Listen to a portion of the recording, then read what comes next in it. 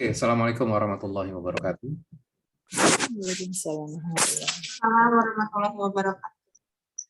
A'udzubillahi minasyaitonirrajim. Bismillahirrahmanirrahim. Alhamdulillahirabbil alamin. Allahumma shalli ala Muhammad wa ala ali Muhammad. Rabbana zalamna anfusana wa illam taghfir lana wa tarhamna lanakunanna minal khasirin.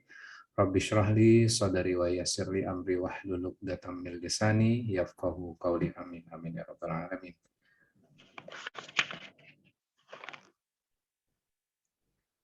Oke. Hari ini kita akan mengkaji surat Asy-Syu'ara. Jadi surat ke-26 di dalam Al-Quran. Silakan Bapak Ibu sekalian dibuka. 26. Ayatnya kita startingnya dari ayat ke-10 ya.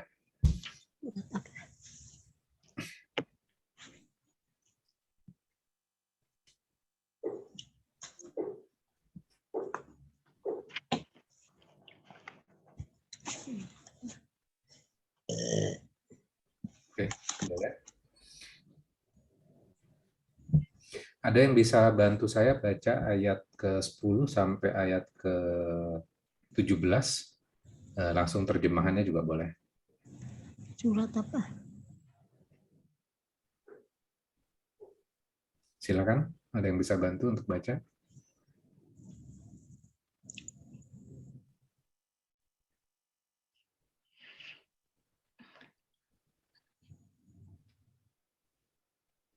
Saya bantu Ustaz. Silakan Bu Vivi. Dan itulah ketika Tuhanmu menyeru Musa dengan firman-Nya, datangilah kaum yang zalim itu, yaitu kaum Fir'aun. Mengapa mereka tidak bertakwa? Musa berkata, ya Tuhanku, sungguh aku takut mereka akan mendustakan aku. Sehingga dadaku terasa sempit dan lidahku tidak lancar, maka utuslah Harun bersamaku. Sebab aku berdosa terhadap mereka, maka aku takut mereka akan membunuhku. Allah berfirman, jangan takut, mereka tidak akan dapat membunuhmu. Maka pergilah kamu berdua dengan membawa ayat-ayat kami, mukjizat-mukjizat, sungguh kami bersamamu mendengarkan apa yang mereka katakan. Maka datanglah kamu berdua kepada Fir'aun dan katakan, sesungguhnya kami adalah Rasul-Rasul Tuhan seluruh alam. Lepaskanlah Bani Israel pergi bersama kami. Terima kasih. Oke. Kalau kita dengarkan tadi, apa yang kita bisa pelajari dari ayat ke-10 sampai ayat ke-17? Jadi ini adalah sebuah perintah Allah kepada Nabi Musa untuk melakukan dakwah kepada Fir'aun. Ya. Nah, kalau kita baca bagian awal sebelumnya, mulai dari ayat ke-1 sampai ayat ke-10 gitu ya. Kalau kita fokus di ayat ketiga ya, boleh jadi engkau Muhammad akan membinasakan dirimu dengan kesedihan karena mereka penduduk Mekah tidak beriman. Artinya bahwa Rasulullah ini kan sedih, kemudian sangat concern sekali kaitannya dengan orang-orang Mekah, kenapa kok tidak mau mendengarkan seruan Rasulullah kan seperti itu.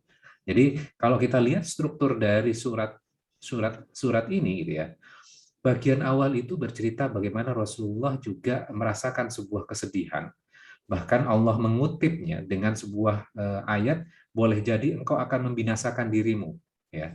Karena kesedihannya gitu, padahal sudah berusaha sebaik mungkin gitu loh. Tapi orang-orang Mekah itu tidak mau beriman gitu ya.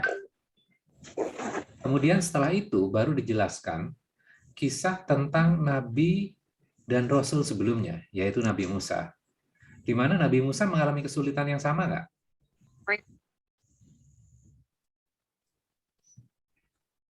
Mengalami kesulitan yang sama atau enggak, Nabi Musa? Iya. Ya, oke. Berarti Rasulullah menghadapi kesulitan, kemudian diceritakan tentang bagian di mana Nabi Musa juga mengalami kesulitan. Nabi Musa juga struggling ketika melakukan dakwah kepada kaumnya. Bahkan harus berdakwah kepada siapa? Penguasa pada saat itu, Fir'aun gitu ya. Bayangkan, Fir'aun yang punya power, yang punya kekuasaan, menentang kira-kira apa yang akan dilakukan oleh Fir'aun, kan? Kan seperti itu tuh. Nah, tentunya ketika diceritakan tentang kisahnya Nabi Musa, maka itu bukan hanya story biasa saja, tapi itu juga merupakan solusi juga untuk Rasulullah. Benar nggak? Wow. Kalau bayangkan gini, kalau misalnya kita lagi kesulitan gitu ya, kita susah gitu ya, kita belajar sesuatu dan kita susah, kemudian diberikan contoh. Nah, tentunya contoh ini mudah untuk kita proses kan sebenarnya. Kalau guru memberikan contoh, biasanya guru itu memberikan contoh yang mudah kita proses kan, mudah kita cerna gitu ya. Nah, contoh itu yang Allah berikan kepada Rasulullah, dan contoh itu akan memberikan inspirasi untuk Rasulullah dan termasuk diri kita. Oke, sekarang kita baru masuk ke ayatnya ya. Saya ulang kembali tadi yang Bu Vivi baca ya, ayat ke-16 sama ke ayat ke-17 ya. Maka datanglah kamu berdua kepada Fir'aun. Katakanlah sesungguhnya kamu adalah Rasul-Rasul Tuhan semesta seluruh alam ya. Saya share screen aja ya. Kelihatan? Kelihatan. Tadi udah sampai ayat berapa? Oke, tadi ya, ini ya. Syuara. Ya. Syuara. Jadi yang diperintahkan adalah Fa'tiya Fir'aun Fir'auna faqula inna rasulu rabbil alamin. Maka datanglah kamu berdua kepada Fir'aun dan katakan olehmu, sesungguhnya kami adalah Rasul Allah, Tuhan semesta alam, Rasul Tuhan semesta alam. An arsil ma'ana Bani Israel. Lepaskanlah Bani Israel beserta kami. Ya. Kemudian kira-kira jawaban Fir'aun apa? Ini kan perintah yang Allah berikan. Diminta, kalau kita baca ayat ke-10 tadi ya, saya ulang lagi supaya lebih jelas ya. Nah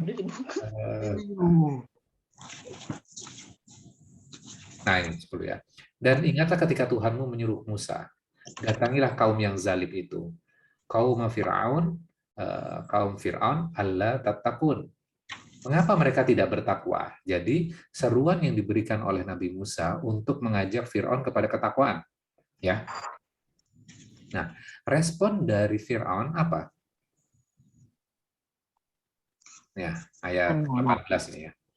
Qala alam nurabbika fina walida walabista fina min umrika sinin.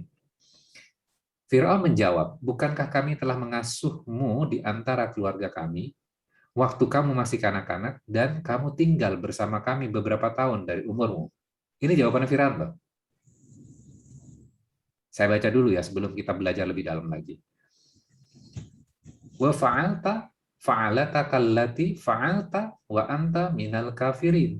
Dan kamu itu telah berbuat sebuah perbuatan yang telah kamu lakukan, dan kamu termasuk golongan orang-orang yang tidak berbalas guna. Jadi ayat ke-19 ini bercerita tentang kesalahan yang dilakukan oleh Nabi Musa karena Nabi Musa sudah membunuh orang Mesir. Dengan memukulnya sekali tinju, orang Mesir itu meninggal dunia. Dan itu merupakan kesalahan yang besar. Musa tidak bertanggung jawab, tapi Musa lari. Maka disebutlah kesalahannya itu. Oke. Apa yang kita bisa pelajari ayat 18 dan ayat 19 ini? Ada yang bisa bantu dulu sebelum saya jelaskan?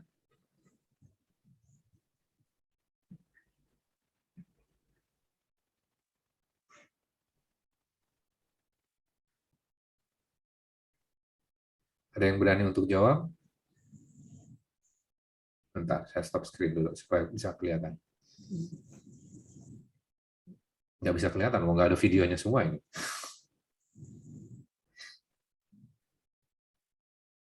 Oke, kira-kira apa? Oke. Jadi yang dilakukan oleh Fir'aun ini, ya, dengan menyebutkan, bukankah kami telah mengasuhmu di antara keluarga kami, dan waktu kami waktu kamu masih kanak-kanak dan kamu tinggal bersama kami beberapa tahun dari umur. Artinya apa? Yang dilakukan oleh Fir'aun ini adalah reframing. Di-reframe gitu ya. Kamu kok memberikan nasihat kepada saya untuk takwa dan segala macamnya. Kamu aja nggak bersyukur dan tidak hormat kepada saya. Kan gitu kan poinnya? Iya. Benar nggak? Iya. Kamu nggak pantas memberikan nasihat kepada saya. Wong kamu aja orang nggak bersyukur kok. Kamu nggak inget, kamu hidup di mana waktu kanak-kanak? Siapa yang membesarkan kamu? Kan gitu kan poinnya? Jadi tidak fokus kepada pesan yang diberikan oleh Nabi Musa, namun Fir'aun melakukan recounter gitu ya, dengan mengatakan kamu itu orang nggak bersyukur. Kemudian ayat ke-19 itu, kamu itu melakukan kesalahan, kok bisa-bisanya kamu melakukan kesalahan, keburukan, sudah melakukan pembunuhan gitu ya, dan nggak bertanggung jawab, sekarang kamu memberikan nasihat kepada saya. Siapa kamu? Kan gitu kan? Iya. Nah, inilah yang dilakukan oleh Fir'aun. Pernah nggak dalam kehidupan kita gitu ya, ketika kita memberikan sebuah nasihat gitu ya, dan orang itu mengatakan, jangan sok bener deh lu. Emang lu nggak lihat kesalahan-kesalahan kamu yang kemarin, gini-gini dan segala macamnya. Pernah nggak mengalami seperti itu? Pernah. Nah, yang kita bisa pelajari dari ayat ini, ya, ternyata dakwah yang diberikan oleh Nabi Musa kepada Fir'aun dibalas dengan sebuah framing, gitu ya. Dikatakan tidak bersyukur, kamu itu harusnya berterima kasih, kemudian kamu sudah melakukan kesalahan, kesalahan-kesalahannya diungkap semuanya, gitu ya. Dan bisa jadi, gitu ya, akhirnya apa? Kita tidak fokus kepada pesan yang Allah sudah perintahkan untuk menyampaikan.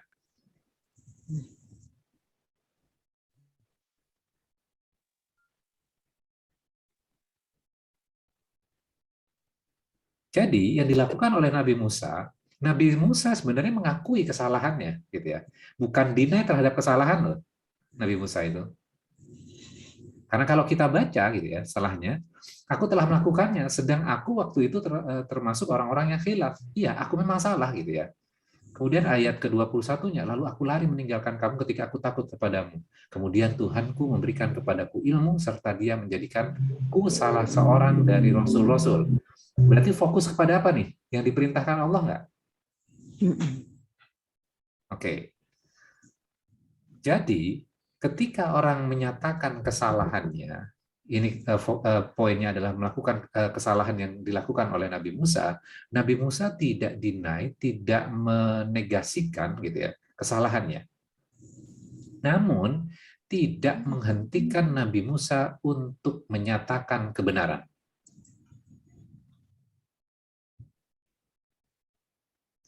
Ketika mengoreksi seseorang, ya, ketika kita menyampaikan sebuah kebenaran, kebenaran itu ofensif nggak? Menyerang nggak kebenaran itu kepada orang-orang yang salah? Menyerang.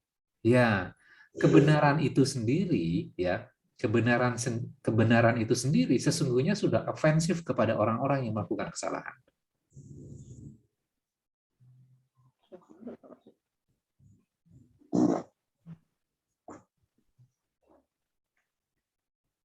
Ya, jadi kebenaran itu sifatnya adalah ofensif. Ya, kalau orang salah, kita mengatakan kebenaran itu kan ofensif buat dia, kan menyerang kepada dia. Namun, gitu, kadang kan kita concern kepada perasaan orang lain, benar nggak? Ketika kita memberikan sebuah nasihat, ya. Jadi fokusnya gini, apa yang kita katakan tentang kebenaran itu akan berbeda halnya dengan bagaimana cara kita menyampaikan kebenaran. Itu kan dua hal yang berbeda ya. Antara kebenaran dan cara menyampaikan kebenaran itu kan dua hal yang berbeda. Itu yang perlu dicatat ya. Jadi antara kebenaran dengan cara kita menyampaikan kebenaran itu dua hal yang berbeda.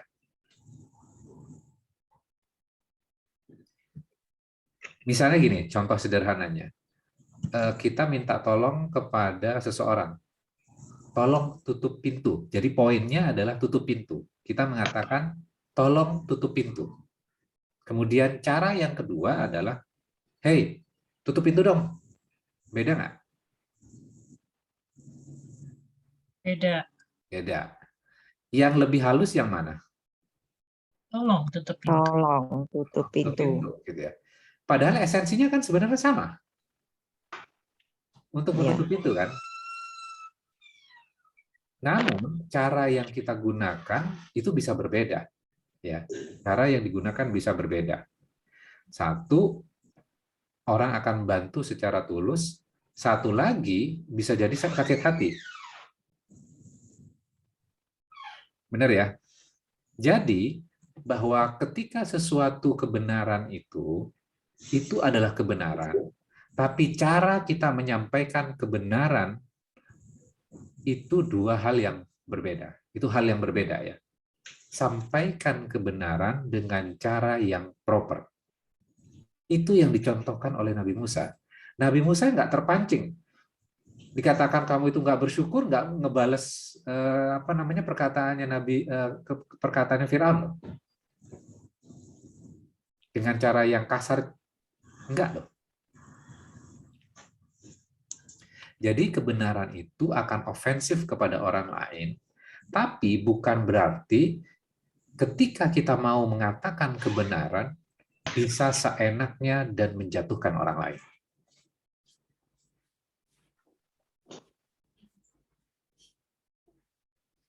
Bukan berarti ketika kita mengatakan kebenaran, kita punya hak untuk mengatakan dengan cara komunikasi yang nggak tepat.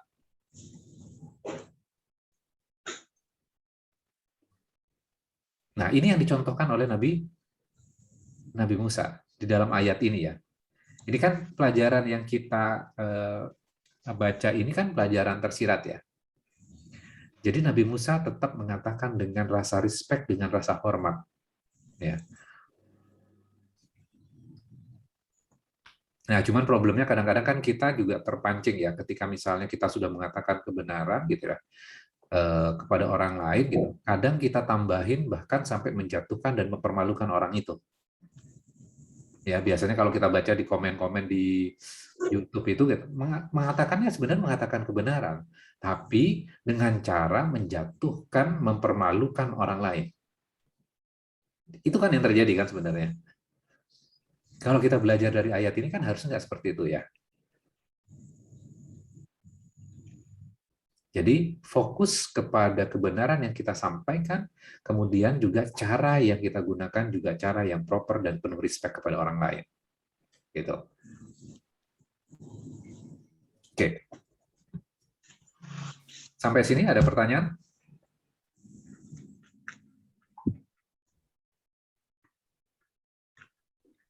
Oke, kita lanjutkan ya. Kita tadi baru menekankan kaitannya dengan ayat ke-18 dan ayat ke-19 ya. Saya share lagi screen-nya ya. Oke. Ini dialognya memang dialog yang menarik ya, yang Allah abadikan di dalam Al-Quran ini. Jadi ketika kita baca, maka kita bacanya harus pelan-pelan ya. Rasakan gitu ya. Rasulullah mengalami kesulitan ketika melakukan dakwah kepada orang-orang di Mekah. Orang-orang Mekah menolak Rasulullah gitu loh. Dan ketika Rasulullah sedih luar biasa ini, Allah mengatakan bisa jadi engkau membunuh dirimu karena kesedihanmu itu, karena banyak orang-orang yang tidak beriman gitu ya. Kemudian dikisahkan kisahnya Nabi Musa, bagaimana strugglingnya harus berhadapan dengan Fir'aun. Kemudian dialog-dialog antara Nabi Musa, tentunya kan dialognya nggak pendek ya, pasti dialognya juga panjang. Allah abadikan bagian-bagian yang penting untuk menjadi pelajaran untuk kita semuanya. Pelajaran untuk Rasulullah dan pelajaran untuk kita tentunya gitu ya. Jadi ketika Nabi Musa sudah berdakwah, di reframingnya adalah kamu itu nggak bersyukur. Ya, kamu nggak ingat siapa yang membesarkan kamu. Masa kamu memberikan nasihat kepada ayah angkat kamu yang mendidik kamu? Kamu kan anak kemarin sore, seakan-akan kan seperti itu. Sekarang kamu memberikan nasihat gitu ya. Dan kamu juga melakukan kesalahan-kesalahan loh dulu. Jadi, ternyata strategi yang dilakukan oleh Fir'aun ini diterapkan pada zaman kita sekarang juga nggak? Ya, ketika misalnya kita memberikan nasihat atau kita mendakwahkan Islam secara proper, gitu ya, kadang yang diserang apanya? Pribadi orang yang melakukan dakwah. Kayak yang benar aja, nggak ingat ya kelakuannya yang dulu kayak gini dan itu. Dulu nggak jilbaban, sekarang sudah memberikan nasihat. Dulu kelakuannya kayak gini, sekarang sudah berani-beraninya nasihatin kita. Sering terjadi seperti itu nggak? Kemudian masa lalunya diungkit kesalahan-kesalahannya itu. Seperti itu kan? Artinya apa? Reframing. Yang dilakukan adalah mereframe gitu ya. Nggak pantas kamu itu ngomong. Sehingga apa? Tujuannya supaya kita berhenti untuk mengatakan kebenaran. Jadi, bahwa kita melakukan kesalahan di masa lalu, iya, kita akui kesalahan itu. Namun, bukan berarti kita berhenti untuk mengatakan kebenaran. Dan bukan ketika kita diserang secara personal, ya, ini kan diserang secara personal, kan, ayat 18-19 ini kan. Bukan berarti dia emosi, gitu loh. Nabi Musa nggak emosi kok. Jadi tetap tenang, tetap cool gitu ya, dan fokus terhadap perintah yang Allah berikan. Maka kalau kita baca ayat berikutnya, Musa berkata, aku telah melakukan kesalahan itu, sedang aku di waktu itu hilaf. Lalu aku meninggalkan kamu ketika aku takut kepadamu, kemudian Tuhanku memberikan kepadaku ilmu, serta dia menjadikanku salah seorang dari rasul-rasul. Wa ja'alani minal mursalin, dan menjadikan aku salah seorang dari rasul-rasul. Ya. Kemudian disebutkan di ayat 22, wa tilka ni'matun tamunnuha alayya an abadta bani Israil. Budi yang kamu limpahkan kepadaku itu karena disebabkan kamu telah memperbudak Bani Israel. Qala Fir'aun wa ma rabbul alamin. Fir'aun bertanya. Ini pertanyaannya sarkastis ya. Siapa Tuhan semesta alam itu? Siapa sih Tuhan kamu itu? Kan gitu kan. Karena Fir'aun mengatakan dirinya adalah Tuhan. Kemudian Nabi Musa tetap menjawab dengan cara yang santun juga. Qala rabbus samawati wal ardi wa ma bainahuma in kuntum muqinin. Musa menjawab, Tuhan pencipta langit dan bumi dan apa-apa yang di antara keduanya. Itulah Tuhanmu, jika kamu sekalian orang-orang yang mempercayainya. Kemudian ayat 25, berkata Fir'aun kepada orang-orang di sekelilingnya, apakah kamu tidak mendengarkan? Musa ngomong apa sih? Nah, ayat ini sesungguhnya ini mengabaikan perkataan atau jawaban dari Nabi Musa. Nabi Musa ngomong apa sih? Bisa ngerasain ayat ini nggak, Bapak Ibu sekalian? Jadi, yang dilakukan oleh Fir'aun ini gini, kalau seseorang ngomong, kemudian omongannya itu dianggap nggak penting, atau omongan itu salah, gitu ya, berarti menjadikan lawan bicaranya Fir'aun ini inferior.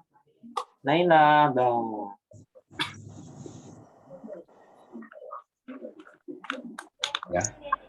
Jadi, yang dilakukan oleh Fir'aun adalah membuat Nabi Musa merasa dirinya adalah inferior.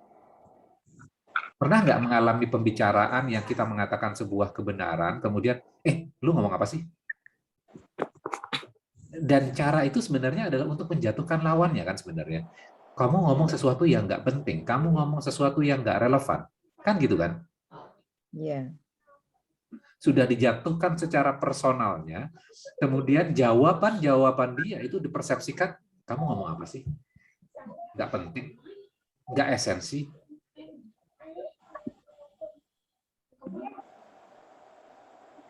Itu loh yang dilakukan, strategi yang dilakukan oleh Fir'aun kepada Nabi Musa. Dan Nabi Musa tetap fokus kepada apa? kepada yang Allah sudah perintahkan. Jadi ketika mengatakan kebenaran, menyampaikan kebenaran yang berasal dari Allah, gitu ya. Jadi sebenarnya nggak perlu baperan ketika diserang secara personalnya. Ya. Wong dia sedang menegasikan perkataannya Allah kok, bukan pendapat kita. Nah, cuman kadang kita jadi emosi karena kita merasa bahwa dia menjatuhkan saya. Nah, itu kan yang terjadi kan sebenarnya. Akhirnya apa? Kita membalas dengan cara yang tidak baik. Akhirnya apa? Mengatakan kebenaran, tapi yang dilakukan dengan cara yang tidak benar.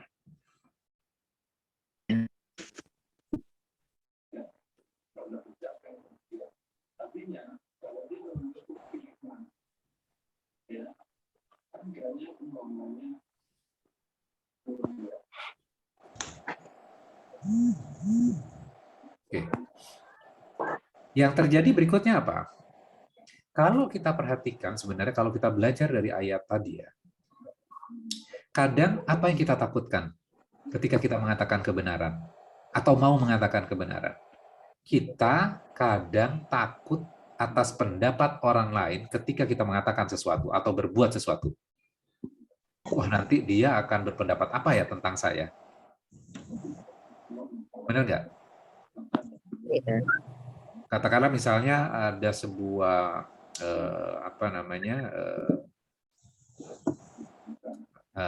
katakanlah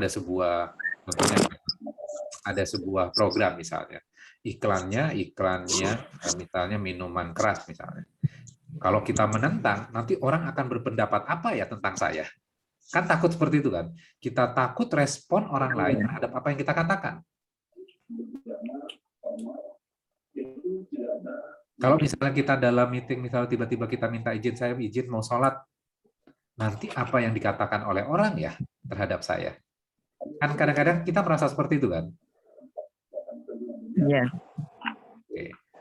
Jadi kita kadang takut pendapat orang lain tentang diri kita ketika kita mengatakan kebenaran atau kita action yang kaitannya dengan kebenaran.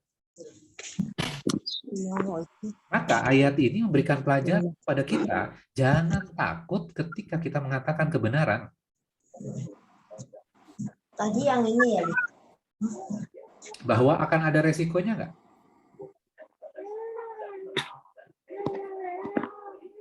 Ya pasti akan ada resikonya gitu.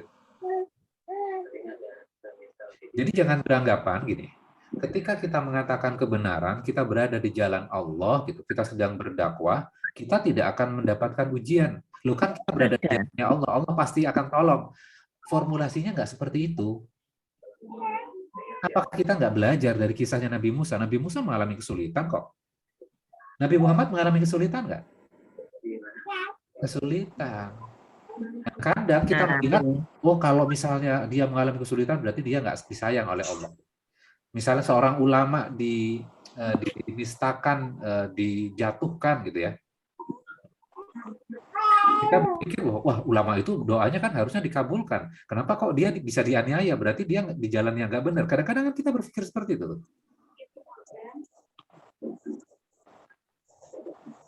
Formulasinya nggak seperti itu. Ujian itu tetap akan didatangkan, tapi respon yang kita berikan maka harus disesuaikan dengan Al-Quran dan yang sunnah yang yang Rasulullah sudah berikan kepada kita. Oke, sekarang kita lihat korelasinya sekarang. Ketika Rasulullah menghadapi kesulitan ketika berdakwah kepada orang-orang Mekah, diberikan contoh kisahnya Nabi Musa dan dialog-dialog yang diberikan Nabi Musa kepada Fir'aun, itu Allah catat di dalam Al-Quran. Ini jadi pelajaran berarti nggak buat Rasulullah? Makanya hadis-hadis Rasulullah menyikapi orang-orang yang keras terhadap Rasulullah, sikap Rasulullah apa? Santun juga gitu. Kan sudah diberikan case study. Nah, kita pun sudah belajar case study-nya sekarang. Al-Quran itu ditujukan kepada kita kan sebenarnya. Kita baca untuk kita pelajari. Oh, ini loh pelajaran-pelajaran di dalam Al-Quran ketika berdakwah tapi ditolak. Ya.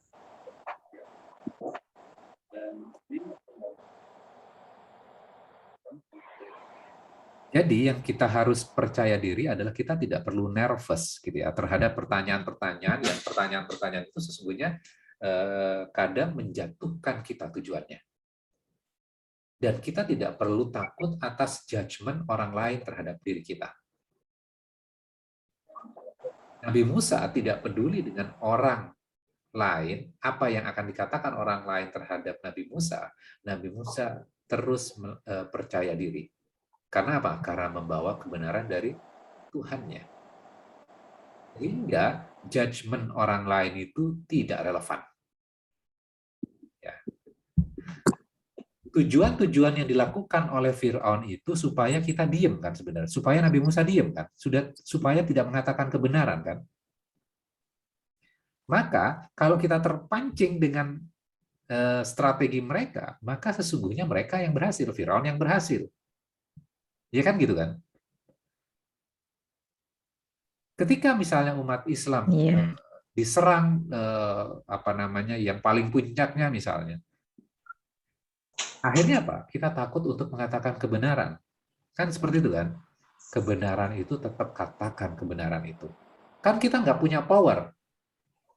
Kita orang lemah. Bukan berarti ketika kita lemah itu kita tidak mampu mengatakan kebenaran loh. Benar nggak? Nah, kadang itu yang kita lupakan. Wah, udahlah itu urusan yang paling atas, itu urusan kiai, itu urusan ulama. Kita mending diam aja deh. Nanti kita akan, kemarin kan kita sudah belajar ya, bahwa sesungguhnya gitu ya, minggu lalu kita sudah belajar tuh. Kita itu tidak punya pilihan untuk diam ketika ketidakadilan itu terjadi. Kita harus tetap melakukan dakwah, gitu ya. Ya.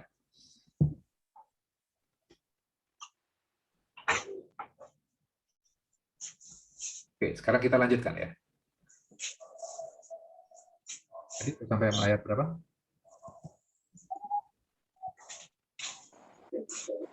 Ya, 25.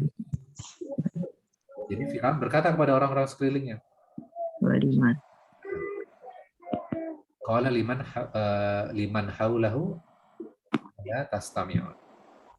Ini sebenarnya pernyataan ini bukan pertanyaan biasa ya sebenarnya. Ini sarkastis ya. Sarkastis itu kayak nyindir, nyinggung dan menjatuhkan. Ya. Kemudian Nabi Musa dengan tetap cool ya. Qala rabbukum wa rabbu abaikumul awwalin. Musa berkata, Tuhan kamu dan Tuhan nenek moyang kamu yang dahulu. Jadi pertanyaan atau sindiran sarkastis itu Nabi Musa jawab pada esensi, tidak fokus kepada apa? Emosi. Nah, ini luar biasa loh ayat ini. Kamu, jadi Tuhan yang kamu pertanyakan itu Tuhan kamu dan Tuhan nenek moyang kamu yang dahulu.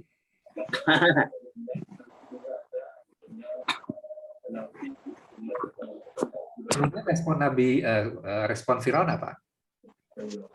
Qala, dia berkata, inna rasulakumul ladzi ursila ilaikum lamajnun. Sesungguhnya rasul kamu yang diutus kepada kamu itu sekalian benar-benar orang gila. La di sini ya, lam majnun. Ini katanya sebenarnya majnun. Majnun itu orang gila gitu loh. Ketika ditambahin la, maka itu penekanan. Benar-benar.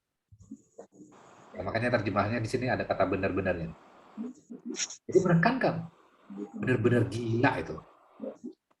Berarti ini menjatuhkan dan melecehkan nggak? Respon Nabi Musa apa? Qala rabbul masyriqi wal maghrib wa ma bainahuma. In kuntum ta'qilun.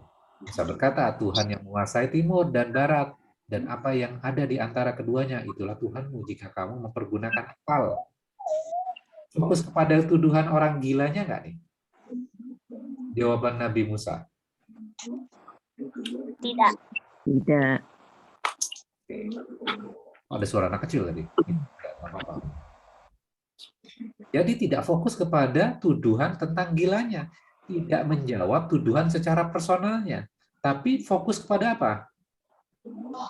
Tuhan, Tuhan. kebenaran. Ya, terhadap pesan yang ingin disampaikan, fokus terhadap itu.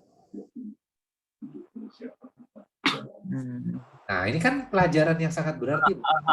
Kadang kita secara personal, kamu itu orang nggak bersyukur, kamu itu orang nggak benar, kok bisa-bisanya memberikan nasihat kepada saya. Tuh kesalahan-kesalahan kamu. Terus omongan-omongan kita juga, kamu ngomong apa sih, nggak penting, nggak relevan. Zaman sekarang kok ngomong kayak gitu loh. Tetap fokus kepada apa yang ingin disampaikan. Nggak usah emosi, nggak usah baperan, gitu ya.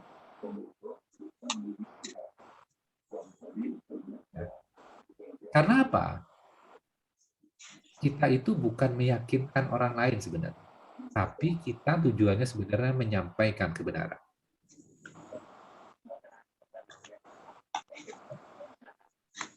Ya, menyampaikan kebenaran, kemudian bisa menyindir dengan cara yang halus ya. In kuntum ta'qilun. Jika kamu itu mempergunakan akal. Ya. Oke. Kemudian Firaun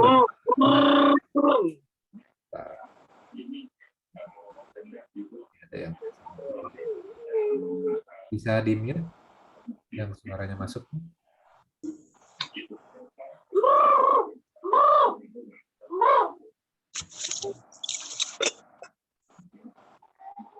Oke.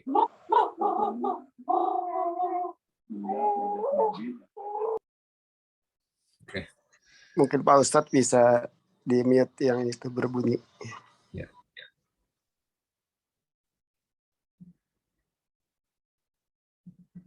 Oke. Oke, udah ya. Kemudian Firaun menjawab, berkata, sungguh jika kamu menyembah Tuhan selain aku, benar-benar aku akan menjadikan kamu salah seorang yang dipenjarakan. Nah, ini sudah main ancam kan berarti? Orang yang memiliki power, didakwahi kebenaran, kemudian dia menggunakan powernya untuk apa? Menindas orang-orang yang mengatakan kebenaran. Kalau kamu ngikutin kebenaran, ngikutin yang dikatakan oleh Musa, dan menyembah Tuhan, ini menyembah Tuhan loh, masalahnya sebenarnya. Menyembah Allah loh. Dan kamu tidak menjadikan aku orang yang lebih penting dibandingkan itu, maka kamu akan dipenjarakan. Kemudian ayat ke-30-nya, Musa berkata, dan apakah kamu akan melakukan itu kendati pun aku tunjukkan kepadamu sesuatu keterangan yang nyata? Firaun berkata, datangkanlah sesuatu keterangan yang nyata itu jika kamu termasuk orang-orang yang benar. Kemudian habis itu baru mukjizat yang Allah berikan kepada Nabi Musa ditunjukkan. Ya, oke. Nah sekarang, kita sampai di situ aja dulu ya. Jadi nantinya gitu ya, kalau kita baca setelahnya gitu ya, ketika Firaun mengabaikan apa yang Nabi Musa sampaikan, gitu ya, nantinya Nabi Musa akan bergeser kepada orang-orang yang ada di istana. Oke, kalau kamu sudah tidak bisa menerima kebenaran ini, gitu ya, maka Nabi Musa bergeser kepada orang-orang yang masih mau menerima kebenarannya. Suaranya Firaun kenceng nggak? Keras nggak? Ini raja loh. Vokal nggak? Vokal. Minggu lalu saya kasih ilustrasi sederhana ya. Jadi ketika misalnya ada materi di YouTube ya, materi YouTube, kemudian kontennya bagus, gitu. Misalnya kaitannya memilih pemimpin Muslim, misalnya orang Islam memilih pemimpin Muslim. Komen-komen di bawahnya biasanya komen-komen yang keras nggak adil, nggak segala macam gitu ya. Namun katakanlah gini, yang nonton 1 juta, tapi yang komen cuma 50. Berarti yang komen sedikit atau banyak? Sedikit. Berarti banyakan yang nggak komen yang nonton kan sebenarnya. Artinya apa? Di situ ada silent majority. Ada kelompok yang sangat besar, tapi mereka nggak komen. Mereka mendengarkan dan mereka menganalisa. Namun ada beberapa orang yang sangat kritis gitu ya, sangat kasar menyampaikan pendapat-pendapatnya dan membuat noise. Akhirnya apa? Akhirnya apa? Kita fokus kepada yang membuat noise ini. Padahal mereka tidak representatif dari yang majority. Maka yang kita bisa pelajari adalah jangan sampai yang bikin noise dan vokal ini menghalangi kita untuk terus mengatakan kebenaran karena orang-orang yang dibalik itu, yang silent majority, sedang mendengarkan dan sedang melakukan analisa.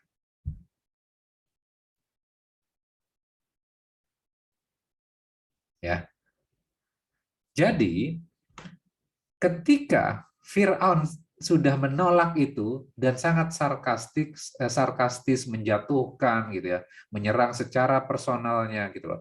Dan semuanya makin agresif ya. Kalau enggak kamu akan ngikutin Musa gitu ya, akan dipenjarakan. Ini kan makin agresif ya. Ya. Ketika makin agresif, makin menggunakan powernya gitu ya, maka tetap katakan kebenaran dan fokus terhadap kebenaran itu. Kenapa? Makin agresif orang menjatuhkan, maka akan banyak orang-orang di balik itu yang akan segera menyatakan dan menerima kebenaran. Sama yang Rasulullah lakukan juga sama kan? Ketika menolak gitu ya. Ketika menolak gitu ya. Maka Rasulullah tetap melakukan dakwah. Nabi Musa tetap melakukan dakwah juga kan. Maka setelah Rasulullah terus melakukan dakwah, banyak orang yang mengkonversi masuk Islam nggak?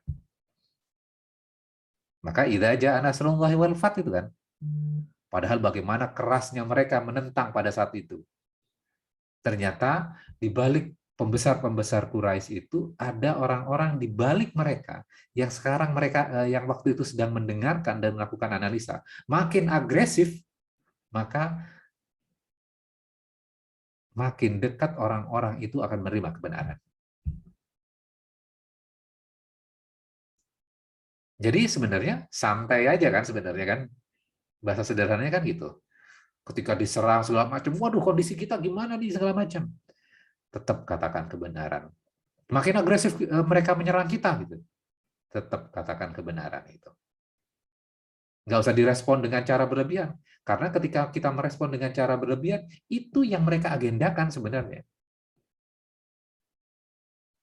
Oh, kamu melanggar hukum kalau kayak gitu kan, ketika kita melanggar kan. Maka kita fokus kepada kebenaran. Pelajaran berharga nggak ayat ini, surat ini? Dan kita bisa apply kepada hal yang lebih kecil loh sebenarnya. Dengan skup yang lebih kecil. Ya, dalam lingkungan, dalam keluarga, dalam hubungan pekerjaan kan seperti itu kan. Cara-cara yang digunakan untuk menjatuhkan lawan segala macam, kita belajar. Oh, saya belajar kok sebenarnya. Ini kan kayak pelajaran psikologi ya buat kita ya. Kemudian ada politiknya gitu ya. Kata siapa Al-Qur'an itu tidak memberikan pelajaran politik gitu. Islam itu untuk semua hal kok nggak mungkin nggak ngatur politik kan gitu.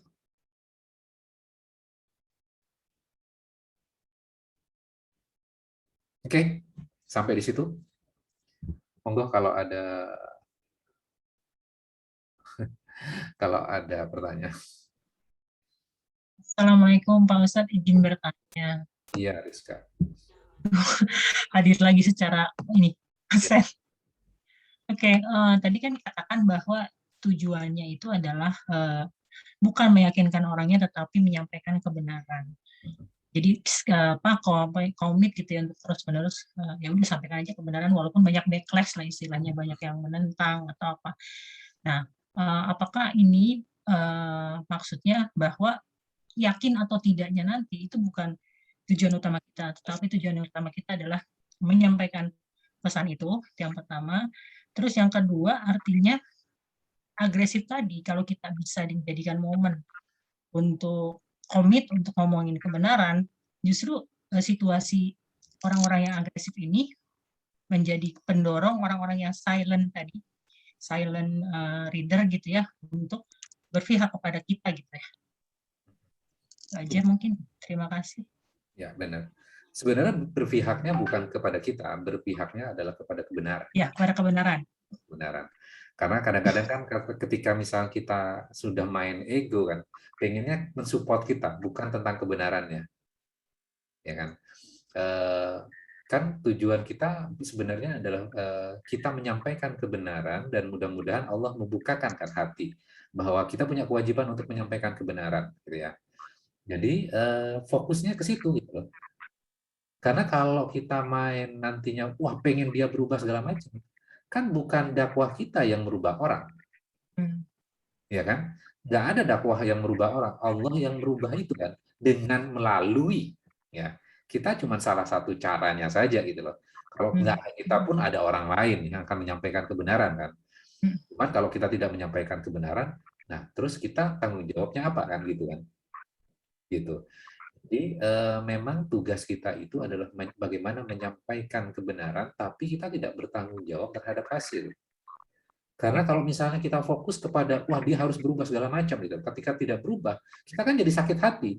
Ketika sakit hati, mainnya ego kan, kesel, marah, kemudian mengatai orang itu, gue udah mendakwahi dia ya, saya sudah tunjukkan bukti-buktinya, tapi dia nggak mau ngikutin kebenaran. Nah, akhirnya apa? Emosi kita naik, ego kita naik, akhirnya apa? Sebenarnya bukan kebenaran yang dibela, tapi kita, omongan kita yang tidak didengarkan oleh orang itu. Itu kan dua hal yang berbeda ya. Ya. Jadi Rasulullah ini sedang dididik oleh Allah gitu ya, melalui surat ini gitu ya. Dan kita juga dididik oleh Allah gitu loh. Untuk tetap cool. Ya, fokus gitu.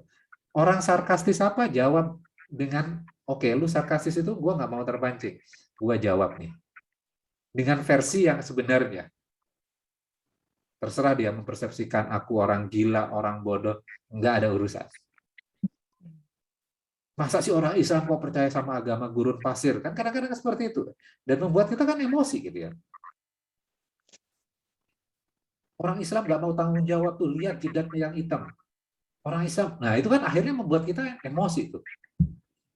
Ya, jadi jangan terpancing dengan hal seperti itu karena memang tujuannya supaya tidak fokus kepada kebenaran. Setelah kita merespon dengan cara yang kasar, tuh lihat tuh orang Islam tuh. Jadi mereka kan akhirnya berhasil. Tuh kan lihat tuh mereka tuh. Kayak gitu kelakuannya. Tentang ngomongin tentang kebenaran gimana gitu. Ya. Al-Quran itu memang dahsyat sekali sih. Ya. Oke. Silakan. Sekarang udah jam 20.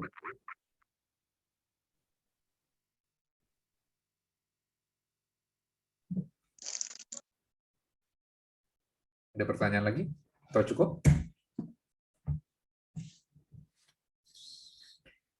Oke, kalau tidak ada pertanyaan, saya kesimpulan aja ya.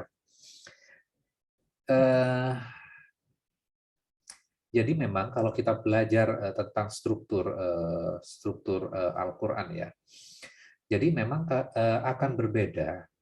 Nah ini kan kita sudah experience ya, experience dari belajar struktur dari Al-Quran ya.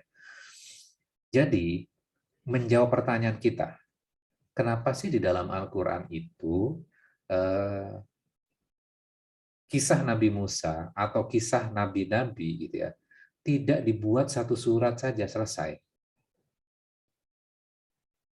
Kenapa kok bentuknya apa namanya satu bagian kadang satu scene gitu kan? Kenapa sih bentuknya seperti itu? Kalau kita kan pengennya adalah ketika misalnya kita menceritakan kepada anak kita kisah Nabi Musa, kisah apa namanya kisah nabi yang lain misalnya Sulaiman gitu ya, kisah Nabi Lut misalnya, pengennya kan dari kecil sampai dewasa sampai meninggal dunia kan. Dan kalau kita beli buku-buku apa namanya kisah-kisah para nabi dan rasul kan modelnya seperti itu ya. mulai dari lahir, kemudian anak-anak, dewasa, dan seterusnya kan, berdakwah, mengalami kesulitan, baru meninggal dunia kan. Cara yang Allah berikan di dalam Al-Quran berbeda dengan model storytelling yang seperti itu. Rasulullah menghadapi kesulitan apa, diturunkan bagian itu. Supaya apa? Relate. Ada koneksinya, ada korelasinya. Pas tuh. Jadi Al-Quran itu susunannya itu pas. Momen apa diturunkan bagian yang itunya. Kalau kita baca tadi ya, mulai dari runut dari awal ya, walaupun kita nggak satu-satu ayatnya. Supaya kita punya gambaran, oh ternyata ini loh susunan di dalam Al-Qurannya. Bagaimana Rasulullah, Allah mengatakan, apakah kamu akan membunuh dirimu karena orang-orang itu tidak beriman? Ya kan? Apakah kamu baperan? Apakah kamu sakit hati, sedih karena mereka nggak beriman gitu ya? Padahal kamu sangat sayang, mengharapkan keimanan mereka, kamu pengen menolong mereka, namun mereka menentang kamu. Oke, aku tunjukkan bagaimana Nabi Musa berhadapan dengan Fir'aun, bagaimana melakukan dakwah itu. Jadi sumber inspirasi untuk Rasulullah ya. Bagaimana Allah mengajarkan Rasulnya melalui story-story tentang Nabi dan Rasul sebelumnya, bagian demi bagian. Yang cocok pada momennya. Ya. Jadi kalau mau nyeritain kepada anak, jangan ceritain model yang storytelling satu kisah selesai. Beda dengan Al-Quran ya. Cara Al-Quran bercerita itu berbeda. Bisa dipahami ya? Jadi jangan berharap Al-Quran, oh kenapa sih Al-Quran itu nggak runut segala macam? Harusnya kan runut aja supaya gampang dipelajari. Quran punya struktur yang sendiri, struktur yang berbeda, tidak sesuai dengan apa yang kita mau. Tapi Al-Quran itu disusun berdasarkan apa yang Allah mau dan pasti ada hikmahnya. Nah, kita kan sudah belajar ini barengan seperti ini kan udah cukup lama ya. Berapa bulan ya? Saya lupa ya.